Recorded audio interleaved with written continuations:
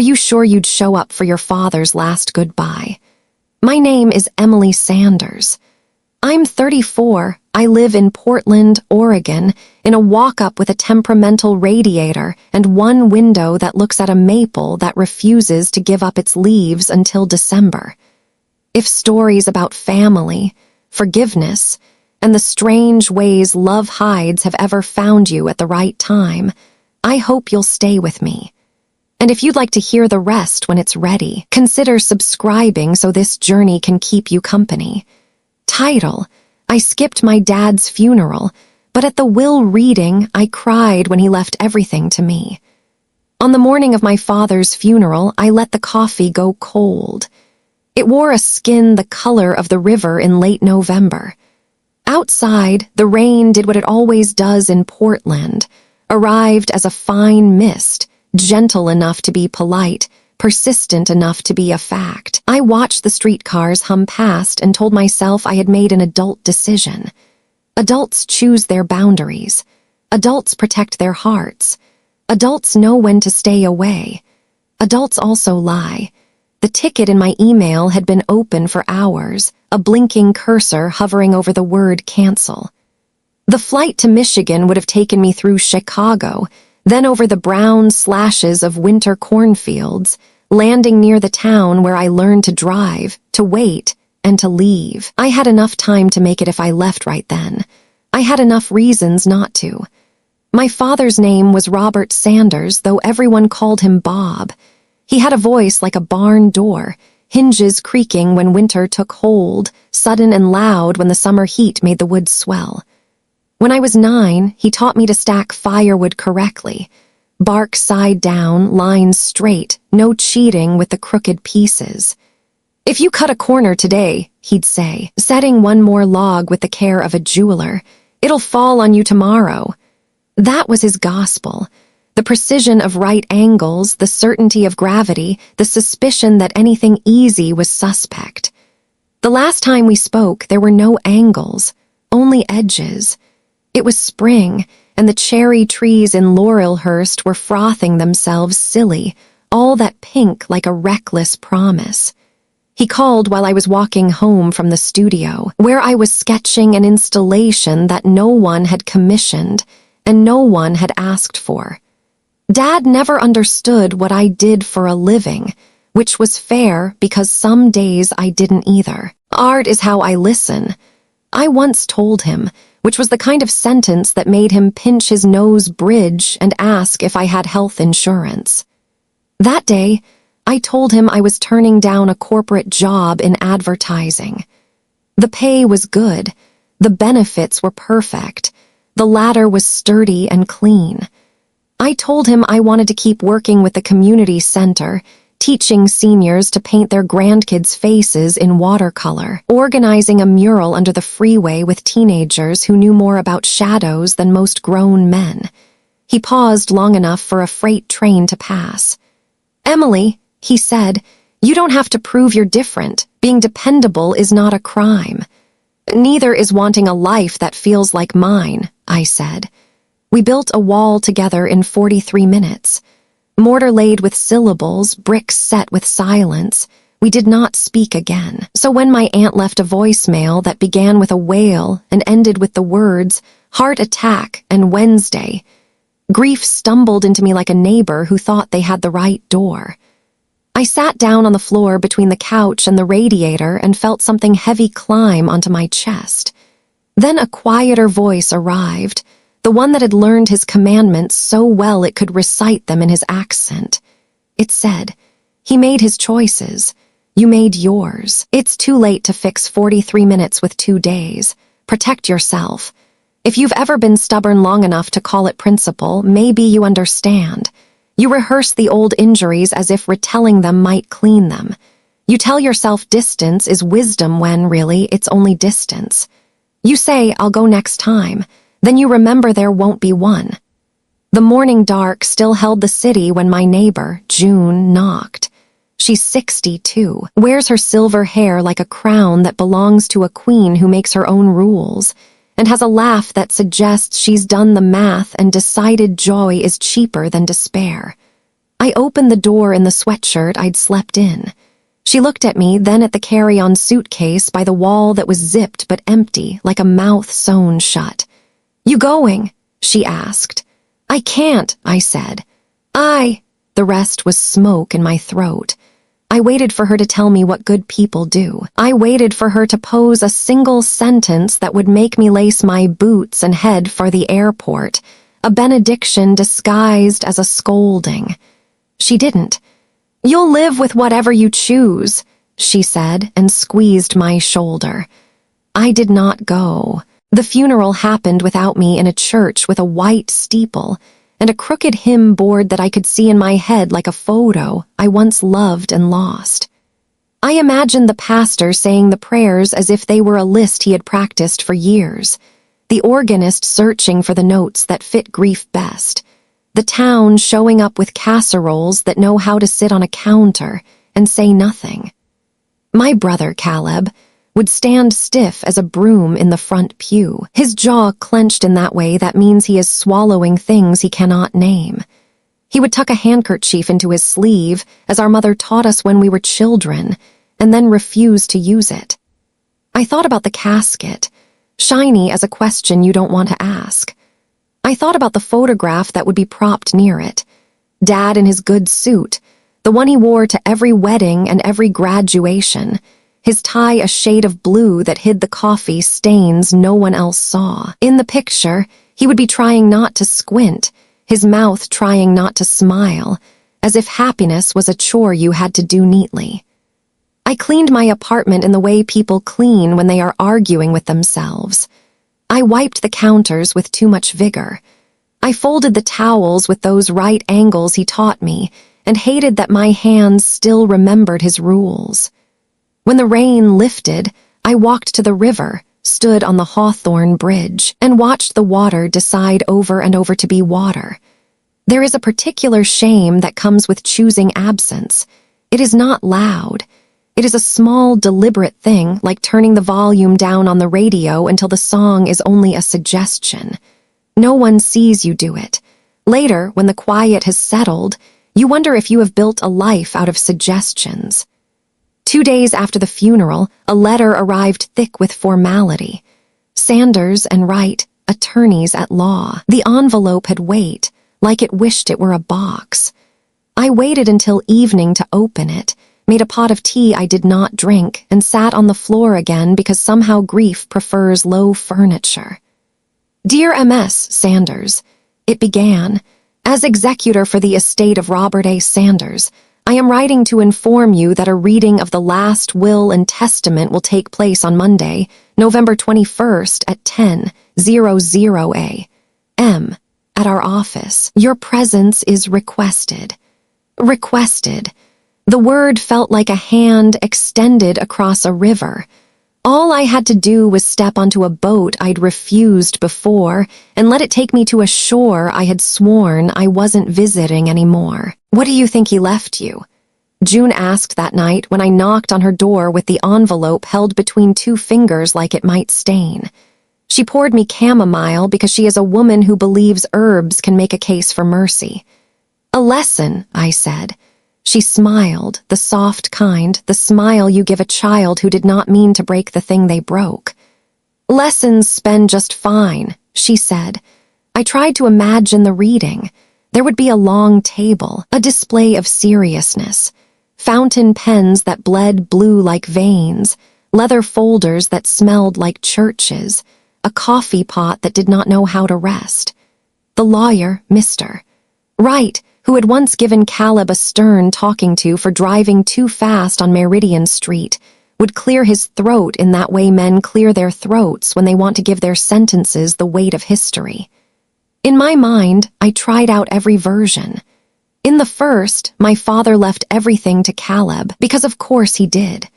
Caleb had taken over the contracting business, learned to read a foundation by touch, came home for Sunday dinner with a bag of apples from the orchard, as if he were returning from the sea with the first catch. In the second version, my father split things down the middle, even though he was the sort of man who believed even splits were only fair when math, not hearts, were involved. In the third version, there was nothing to split, only debts and the knowledge that sometimes work doesn't save you. What I never imagined was the truth. But that comes later. Before I could decide whether to go, I did what daughters do when the air is too thick and the ground seems unreliable. I cleaned out a drawer. It was the junk drawer, the one with rubber bands that bit your wrist if you weren't careful, paper clips that had unschooled themselves into abstract sculptures, the leftover instruction manuals for appliances that promised simplicity and delivered riddles.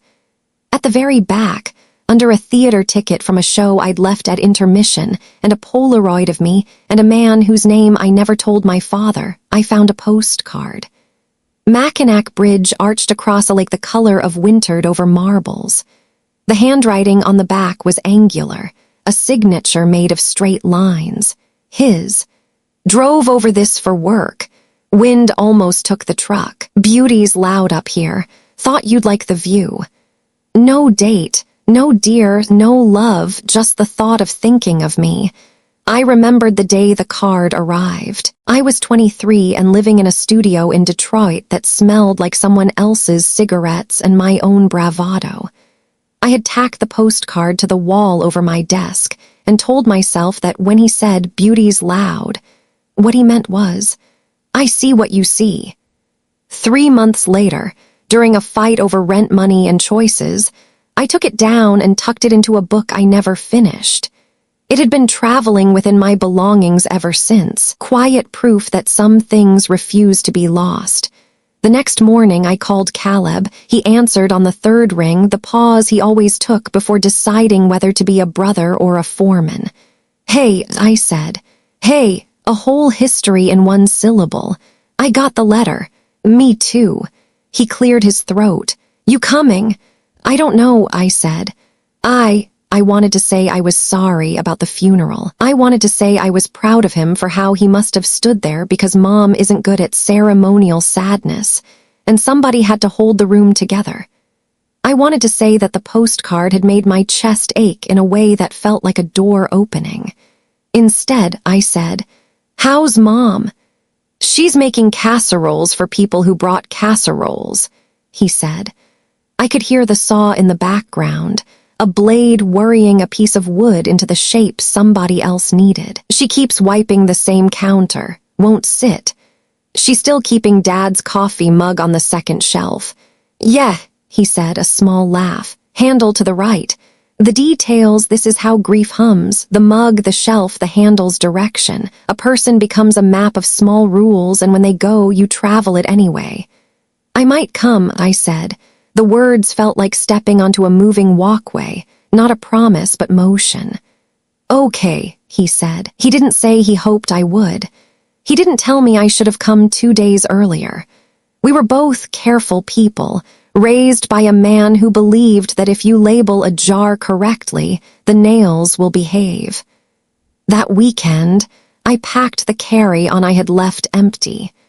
I put in a black dress that made me feel like a question mark and a sweater the color of wet stones. I put in the Mackinac postcard because if I was going to sit in a room where my father's life would be turned into paragraphs, I wanted a small piece of his handwriting to argue back. Before I zipped the suitcase, I stood in the doorway and looked at my apartment the way you look at a room, when you know things will be different when you return. The radiator knocked once. The maple kept a leaf it would lose tomorrow, and somewhere a neighbor practiced the piano wrong with determination. I thought of all the people who had sat in rooms like this one and told themselves stories about what they could and could not forgive. I thought of how many of those people had been wrong, and how many had been right but still wished they weren't. If you're listening to this and feeling the heat of your own unfinished business, know that I am not telling you what to do. I'm only telling you what I did next. At the airport, the line for security braided itself into impatience. I held the letter in my pocket like a talisman, and when the machine beeped inexplicably at my ankle, I smiled at the agent because sometimes being gentle is a shortcut that doesn't feel like one. On the plane, I pressed my forehead to the window and watched the city fold itself into puzzle pieces. The river, the bridges, the mural under the freeway that still needed another coat of the color we could only afford if the grant came through. These were the things I loved. They did not ask me to be dependable. They only asked me to show up. In Detroit, a layover. In the bathroom, the kind of lighting that makes faces confess. I looked at myself and tried to find traces of him.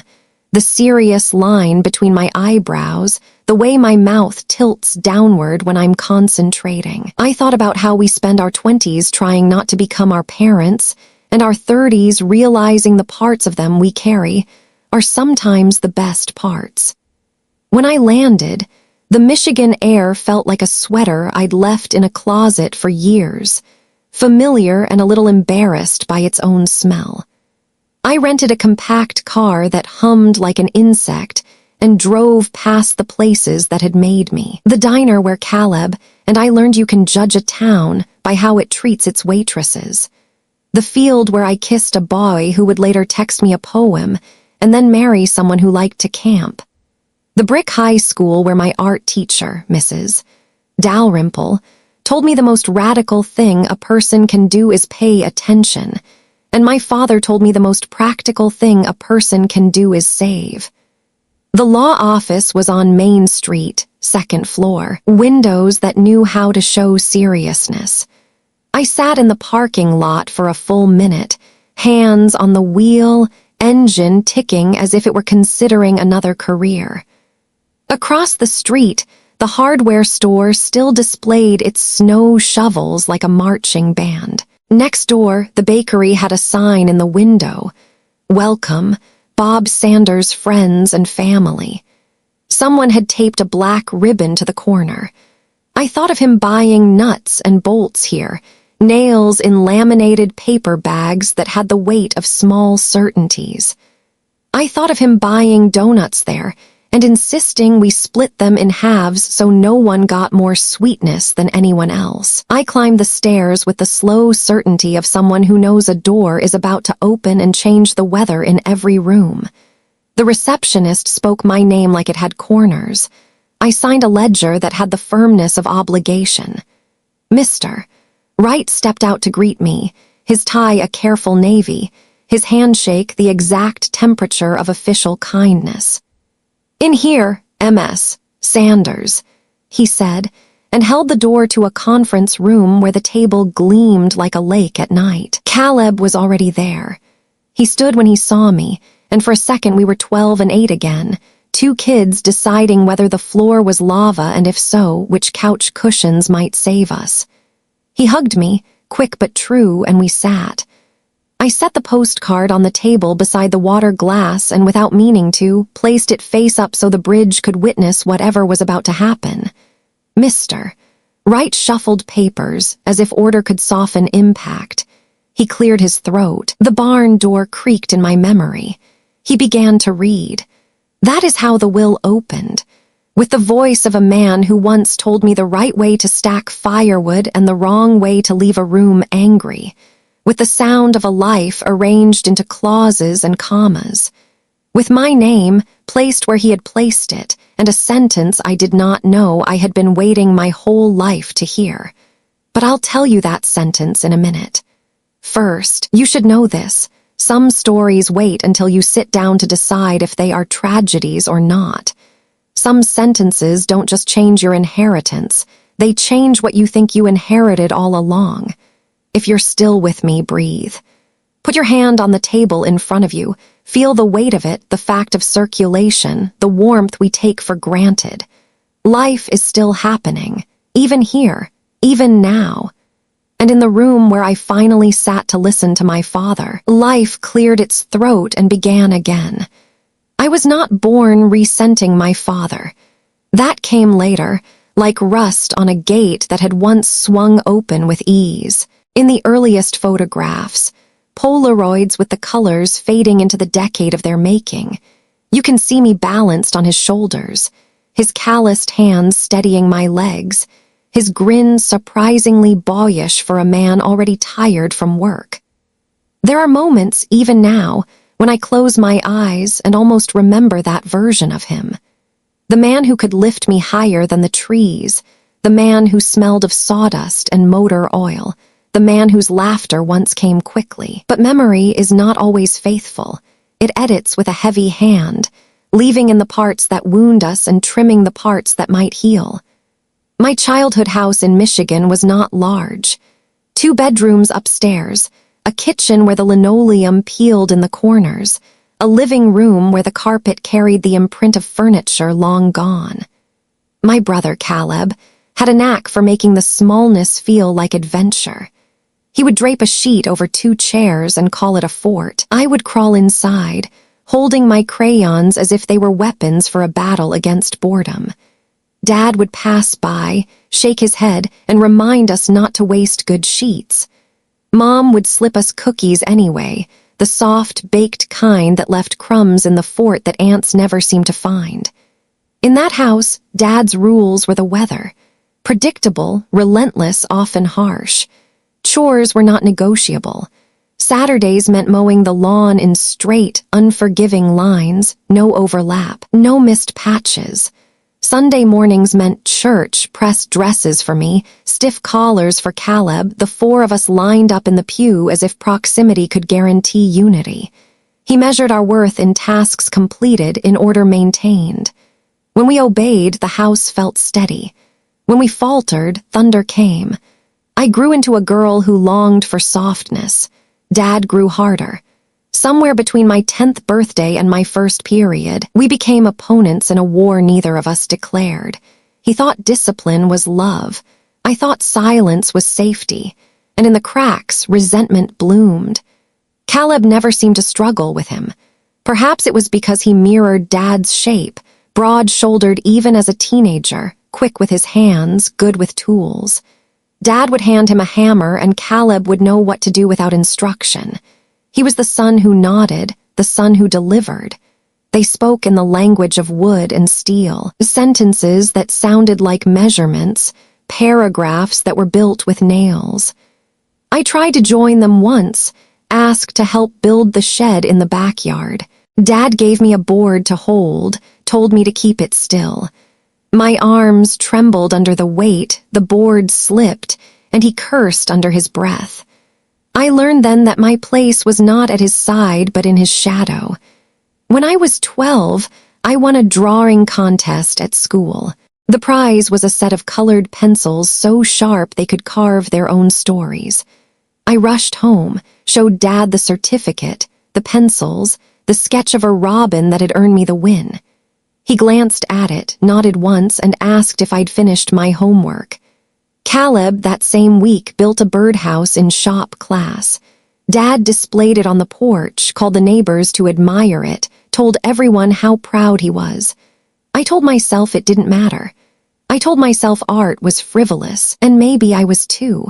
By high school, our conversations had shrunk to instructions. Be home by 10.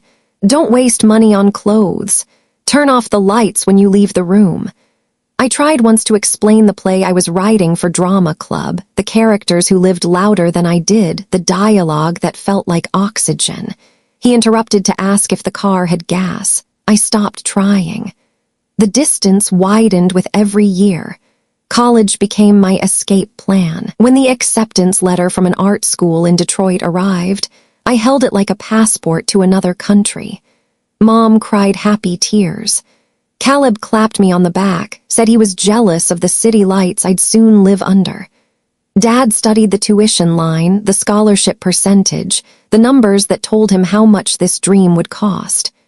"You'll drown in debt," he said flatly. I wanted him to say he was proud. Instead, I packed my bags with equal parts defiance and hope. In Detroit, I called home less and less. When I did, conversations with Mom were warm, with Caleb casual, with Dad strained. He would ask if I was eating well, then remind me of interest rates.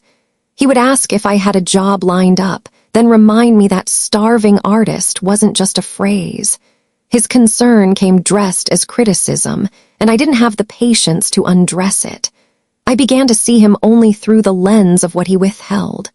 Looking back, I know part of me wanted to punish him. I wanted my absence to sting, to leave a mark. I wanted him to notice the space I created by stepping away. So I missed birthdays, skipped Thanksgivings, let Christmas calls go to voicemail. I told myself he didn't care, so why should I? But each skipped holiday was a brick in the wall I was building, and by the time his heart betrayed him, that wall was high enough to block even grief. Still, there were nights, late, quiet, full of the hum of my radiator, when I would pull out the box of colored pencils, dulled by years of use, and think of the Robin I drew at 12. I would wonder if he had kept it somewhere, folded in a drawer, unseen but not forgotten. I would wonder if, beneath all the discipline and silence, he had ever been proud. This is the root of it. I was his daughter, aching for love he didn't know how to give. He was my father, offering love in ways I didn't know how to receive. And between us, a chasm grew, wide enough that, when death came knocking, I let it pass me by rather than cross the distance. So when I tell you I skipped his funeral, understand this. It was not born in a single morning's choice. It was forged over years of missed words, misread gestures, and misunderstandings that hardened into certainty. It was the conclusion of a story we had been writing in silence all along. But certainty is a fragile thing, and soon the reading of his will would crack it open, revealing truths I had never considered, truths that would leave me weeping for the man I thought I knew and the father I never truly did. I grew up thinking silence meant safety, but silence can be a weapon too. By the time I reached my 20s, my father and I spoke less and assumed more. Every pause was an accusation. Every glance carried history. And so the great misunderstanding between us was not born of a single fight, but of 1,000 quiet moments where love could have spoken and did not. In my father's eyes, I was reckless. I left Michigan for Detroit, then Portland, chasing art, chasing freedom, chasing something he could not hold in his hands and therefore did not trust.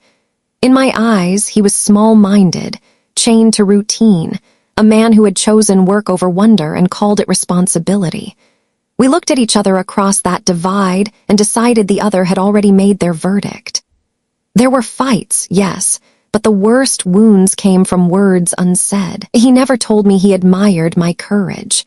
I never told him I noticed how his hands cracked in winter from long hours with wood and steel. He thought I judged him for not having a degree. I thought he judged me for refusing a steady paycheck. The truth was, we were both right and both wrong. One evening, a year before his death, we had what would be our last real conversation. I had been offered a job at a design firm, decent salary, health insurance, a track that led somewhere predictable. I told him I was turning it down to keep teaching at the community center. He grew quiet. I could almost hear the weight of his disapproval through the phone line. Then he said, "Emily, you don't have to make life harder than it already is." I heard it as condemnation. Perhaps it was care. But by then I had trained myself to hear every word from him as judgment, so I snapped back. "And you don't have to live like life is only about paying bills." That was it. The end of our bridge. We both hung up carrying pieces of it, and neither of us tried to rebuild. After that, I let birthdays slip by without calling. When Mom passed the phone to him on holidays, I claimed bad reception or said I was late for work. He did not push. Maybe he thought giving me space was respect. Maybe he thought my silence was peace. We were both wrong again. And yet, even in the middle of that Cold War, there were cracks that let something else through.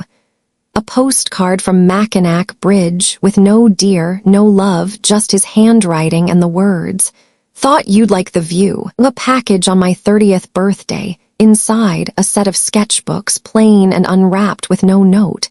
He was not a man who could say, "I love you," but maybe he was a man who tried in the only language he knew. I did not see it then. I only saw what he did not say. I mistook his attempts for accidents. I mistook his gestures for obligations. I mistook his silence for indifference. So when the call came that he had collapsed, and then the message that he was gone. I carried not only grief but anger, and anger's twin, certainty. I was certain he had never cared, certain he had always favored Caleb, certain I had been right to keep my distance. That certainty hardened into my decision to skip his funeral. I told myself I was done pretending. I told myself presence without love was hypocrisy. I told myself my absence was honest. But honesty is complicated. Sometimes what we call honesty is only pride wearing a mask. Sometimes what we call certainty is only fear that if we look too closely, we will see we were wrong. And I was wrong. The will would prove it. The truth waiting in that lawyer's office would shatter every assumption I had clung to, every story I had told myself about who my father was and what I meant to him.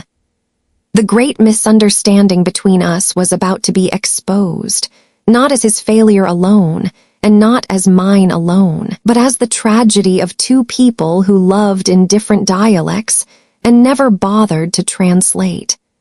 The conference room smelled faintly of polish and paper, as if the very air had been pressed flat for the occasion. The blinds were drawn halfway, letting in thin stripes of November light that made everything look older. My brother's jawline, the lawyer's tie, even my own hands folded too tightly in my lap. It was a room designed to make things final. I sat in it as though on trial. Mr. Wright, the lawyer, shuffled papers with a deliberate slowness, the kind men use when they want to remind you that words can be heavy. My brother Caleb sat across the table, his shoulders square, his eyes not meeting mine. To his left, Mom held a tissue already damp from the moments leading up to this one, though she kept her chin high in that way she always had when trying not to collapse. A clock ticked on the wall, steady as a heartbeat, too loud for a room so still. I had told myself on the drive over that I knew what was coming. That Dad would leave everything, what little everything there was, to Caleb. It would make sense. Caleb was the son who stayed, the son who worked beside him in the contracting business, the son who spoke his language of lumber and steel. I was the daughter who left, the one who drew pictures instead of building frames, the one who skipped his funeral. This reading, I thought, would only confirm what I already knew, that I had been an afterthought in his ledger, the footnote to a story he had written with my brother. The lawyer cleared his throat, a barn door creak that sent me straight back to my father. For a moment I wanted to stand and run, to leave before the verdict could be read. But my legs held me, traitors loyal to gravity. Mr. Wright began with formality, naming my father Robert Allen Sanders, his date of death, the legalese that turns a life into clauses. I heard none of it. I watched the strip of light creep across the table until it lit the postcard I had placed there, Mackinac Bridge arched against blue. My father's handwriting, angular, careful, stared back at me. I stared back. Then Mr. Wright read my name. I thought I had misheard. The air thinned the way it does when an elevator drops. My name not Caleb's, my name not shared equally. My name followed by words that rearranged the furniture of my life. I leave the entirety of my estate, business, property, and accounts to my daughter, Emily Rose Sanders. The silence that followed was not empty.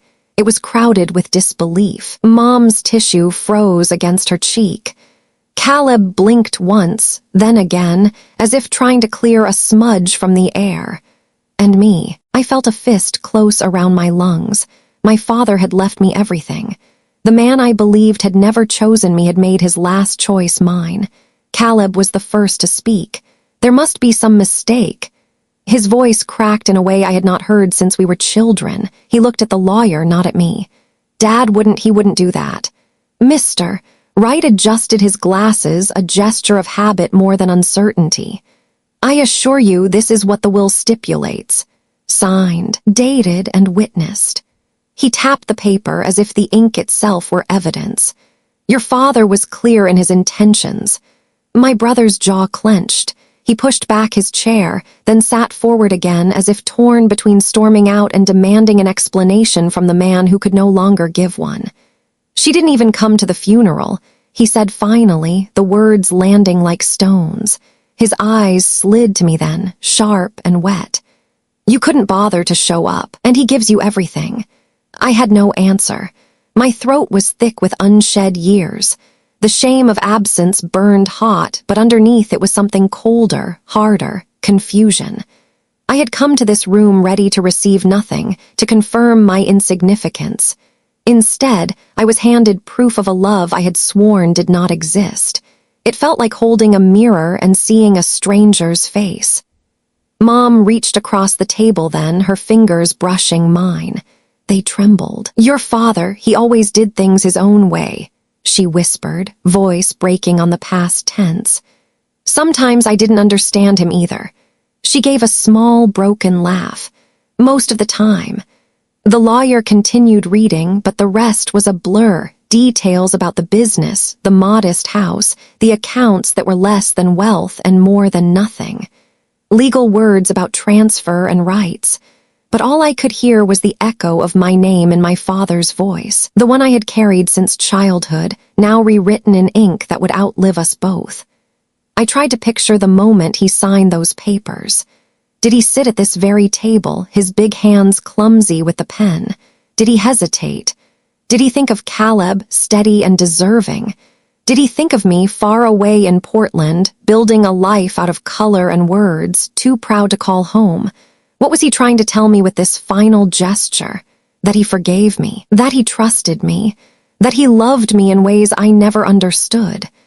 The questions crowded me until my skin felt tight. I looked at Caleb, at the storm in his eyes, and wanted to explain, to defend myself, to say I hadn't asked for this, hadn't even expected it. But the words stayed locked behind my teeth. Because maybe, just maybe, this was not about me at all. Maybe it was about my father, trying one last time to speak in a language I could not mistake for silence. After the meeting, people moved like actors following a script. Papers signed, copies made, polite condolences exchanged. I stood in the hallway outside the office, the postcard still in my hand, the bridge still arched between two shores. Caleb brushed past me without a word, his anger trailing like a shadow. Mom lingered, touched my cheek and whispered, "Give him time." But I wasn't sure she meant Caleb or me. When I stepped outside, the air was sharp with winter's approach. The bakery across the street still had the black ribbon taped to its window. I thought of Dad buying donuts there, splitting them in halves. I thought of how he always saved the piece with less frosting for himself.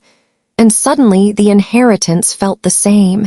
Him giving me what he thought I needed, even if it left him with less. That night in the motel room, I spread the legal papers across the bed. The words blurred, but the message was clear. He had left me everything. Not Caleb, not both of us. Me, the daughter who had doubted him most, the daughter who had not come to say goodbye. I wept then, for the funeral I had skipped, for the conversations we had never had, for the man I had misunderstood. I wept until the pillow was damp and the motel walls seemed to lean in, listening. I wept because sometimes love is not loud, not clear, not easy. Sometimes it arrives disguised as a will, read by a lawyer in a room that smells of polish and paper, long after the chance to answer has gone. And I knew this was only the beginning. The inheritance was not money, not property, not even the business. It was a question. Who was my father, really? And did I have the courage to find out? In the days following the reading of the will, I carried the weight of my father's choice like a stone in my pocket. Heavy, undeniable, shaping the way I moved through every room.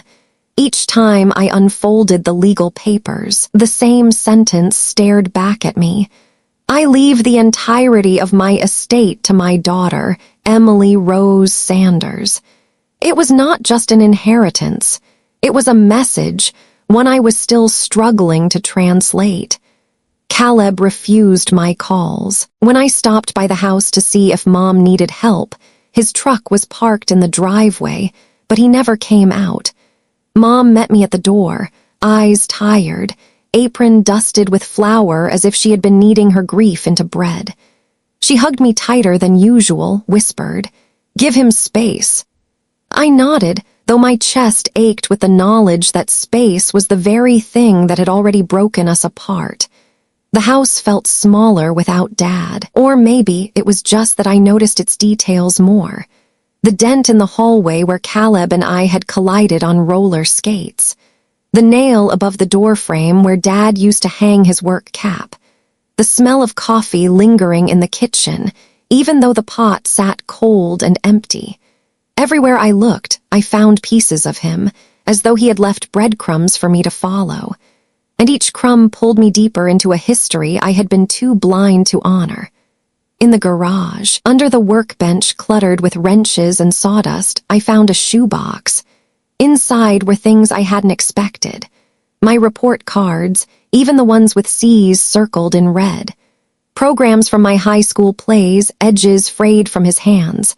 Ticket stubs from exhibitions I thought no one in my family noticed.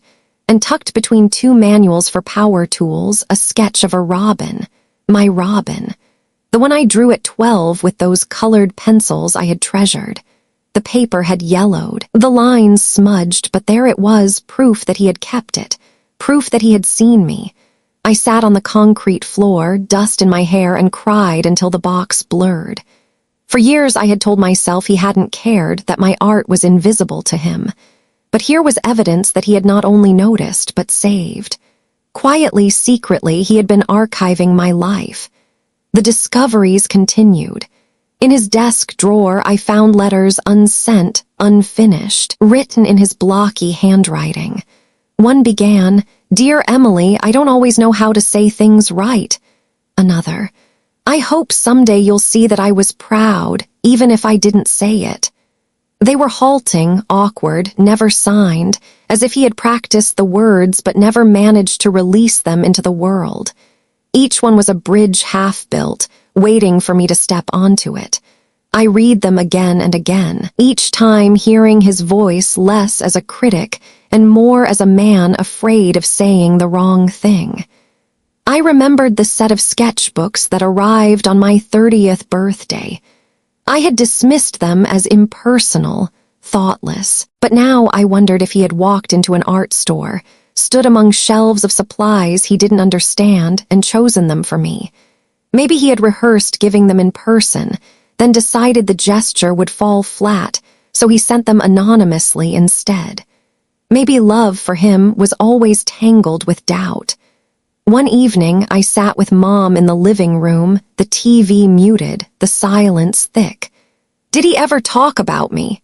I asked. She looked at me as if I were asking if the sky had ever been blue. "All the time," she said. "You think he didn't care, Emily, but that man, he worried about you constantly. He bragged about your murals, about the seniors you taught. He showed people that postcard from Mackinac, told them you had an eye for beauty like nobody else." I stared at her, disbelieving. Why didn't he tell me? Her smile was weary but kind. "Your father's love. It wasn't the kind that spoke. It was the kind that stayed. He wasn't good with words, but he was better with action. Sometimes that's harder to see." That night I lay awake in my old room, the one with posters still taped to the walls, and thought about all the years I had spent angry at a silence that was never empty. I realized I had been listening for love in my language, not his, and in doing so, I had missed what he was trying to say all along. The days unfolded like chapters written by other people. At the grocery store, Mrs. Atkins told me how Dad once drove her to the hospital when her car broke down.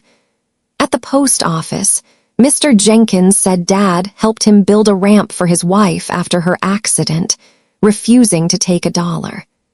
At church, a woman I barely knew gripped my hand and whispered that my father had paid her heating bill one winter when she couldn't keep her children warm. Each story left me undone.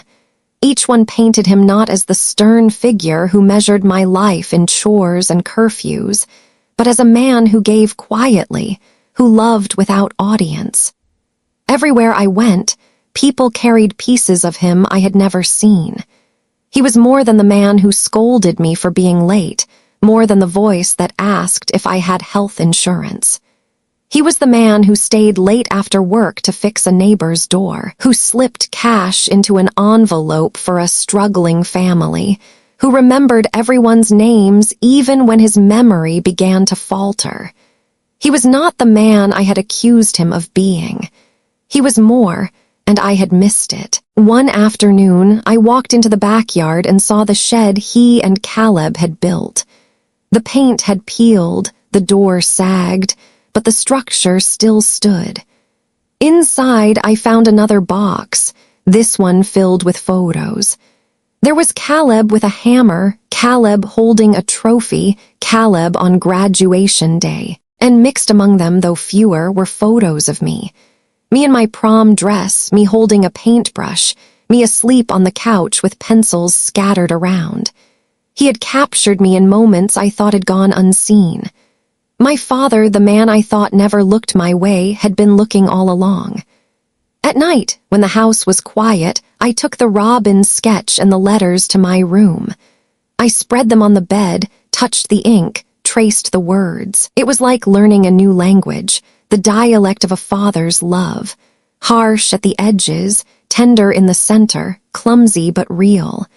I wept until the pillow was damp and the shadows on the wall looked like old regrets. The will no longer felt like a puzzle. It felt like a confession. His final attempt to tell me what he couldn't say in life, that I mattered, that I was chosen, that he trusted me with everything because in his eyes I had always been enough. But along with the comfort came guilt, sharp and unrelenting. I thought of the funeral I had skipped, the call I hadn't returned, the wall I had helped build brick by brick. I thought of Caleb, his anger carved deep, his sense of betrayal raw. And I wondered if inheriting everything meant also inheriting the responsibility to make it right, not just for me, but for all of us.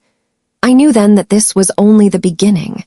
The papers might have given me his estate, but the truth was giving me something harder, a chance to rewrite the story of us, to lay down the bricks of a new bridge, one built not of silence but of understanding. And the question that haunted me was whether I was brave enough to walk across it.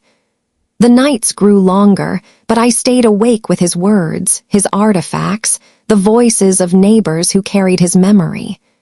Piece by piece, a man emerged, not perfect, not flawless, but far from the stranger I had convinced myself he was. I had wanted proof of his love in the way I understood it.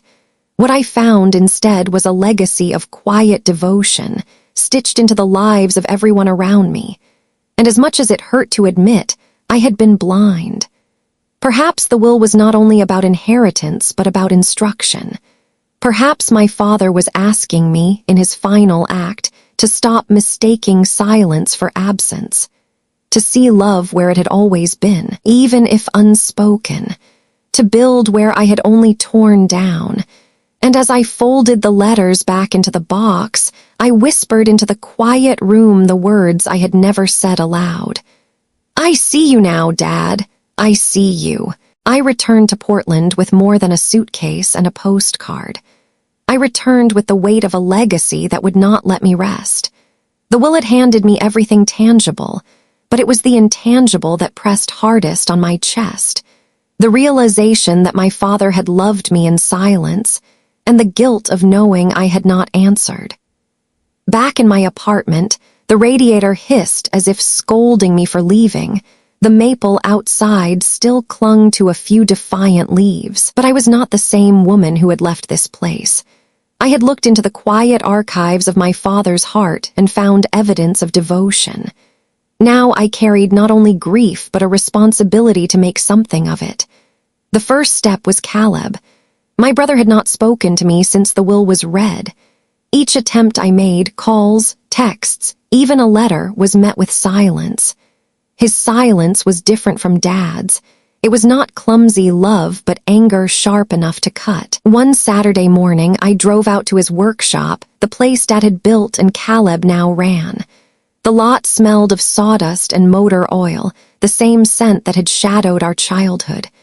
I stood by the open bay door, watching him shape a plank with a planer, his movements steady, rhythmic, as if he could sand down his grief into something usable. He noticed me but didn't pause. "What do you want, Emily?" His voice was flat, not cruel, but tired in a way that comes from carrying too much. "I want to talk," I said. "We've talked enough." I stepped inside, the sound of my boots on the concrete startling in the cavernous space. "I didn't ask for this," I said, holding up the envelope with the legal documents. "I didn't ask him to leave me everything." He set down the planer with more force than necessary.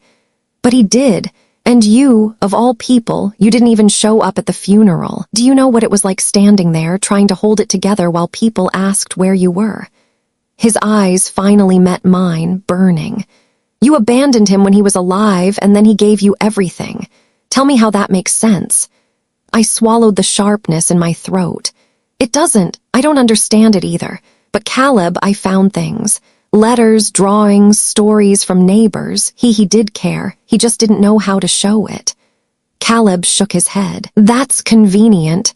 He couldn't tell you he loved you, so now you find scraps and call it proof." He picked up the plank again, his hands rough but precise. "I was here, Emily. I saw him every day. He talked about you, yes, but he never said any of the things you're claiming now.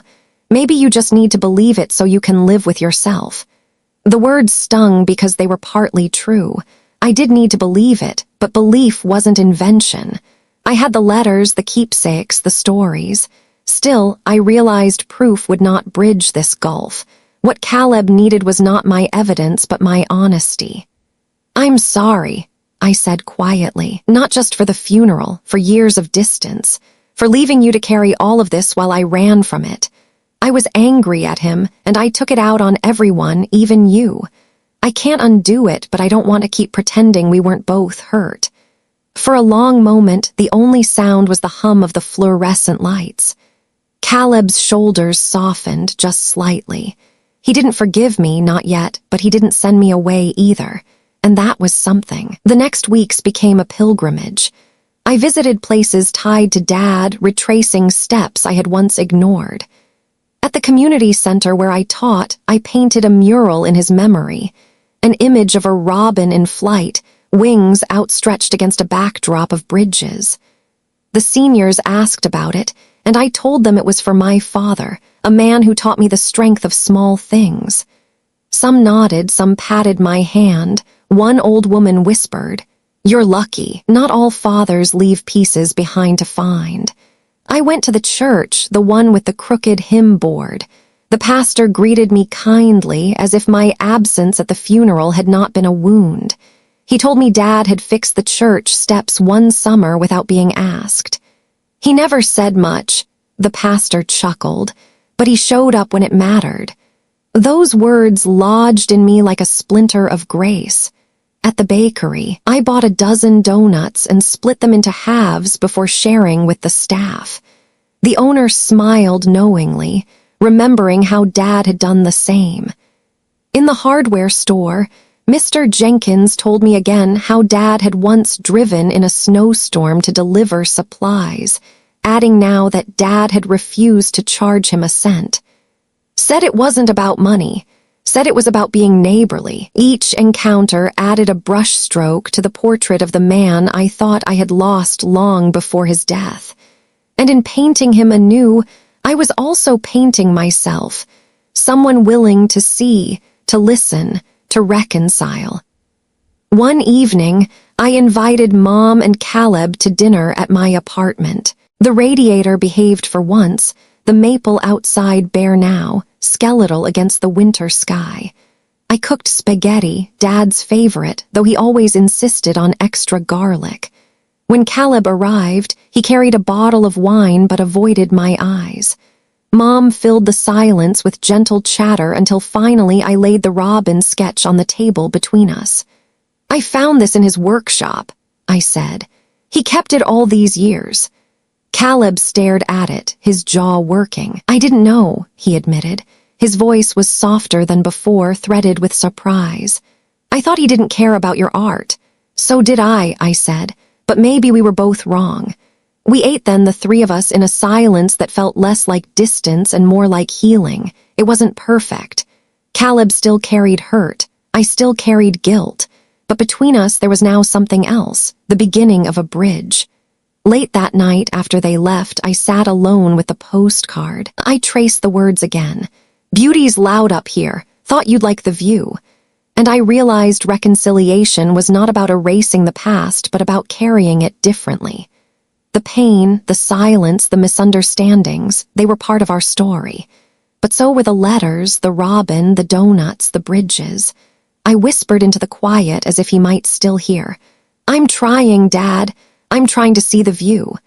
The inheritance was no longer just about property or money. It was about choosing to live in a way that honored the truth I had uncovered.